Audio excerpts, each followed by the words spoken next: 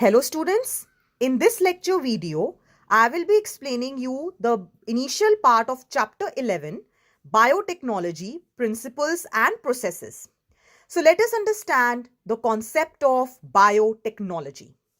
Now according to EFB, that is European Federation of Biotechnology, it refers to integration of natural science and organisms to produce desired product and services.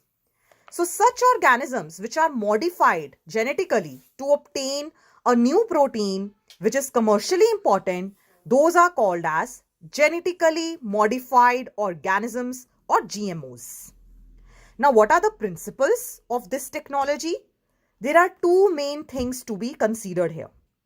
Genetic engineering, which means we will alter the genetic material, whether it is DNA or RNA, and then we will introduce into host cell.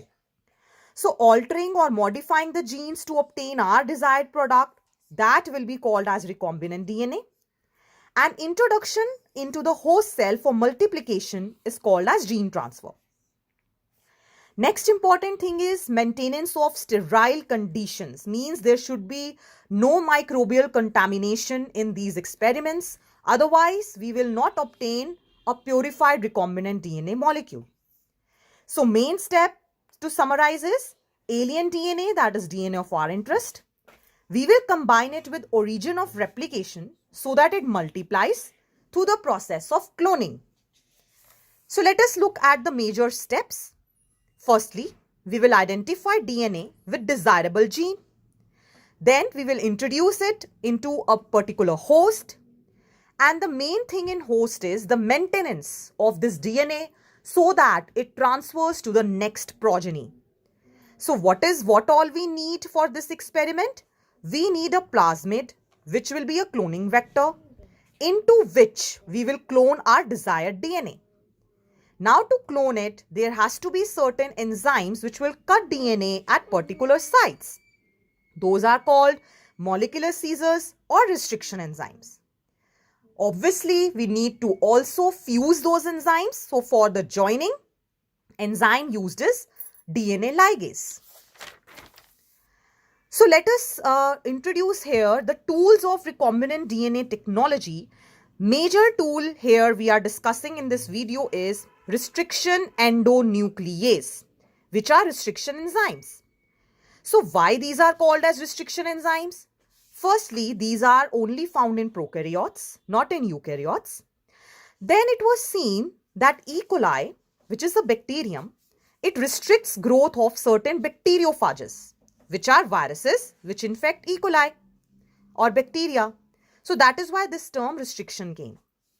They recognize certain sequence in DNA which is palindromic, means it is read same from back to front or front to back. So like this is the EcoR1 restriction enzyme which will cut this sequence at this end, which will release sticky ends. So how do we name any restriction endonuclease? That is, this first three parts will give you the name of organism. Like here it is E. coli.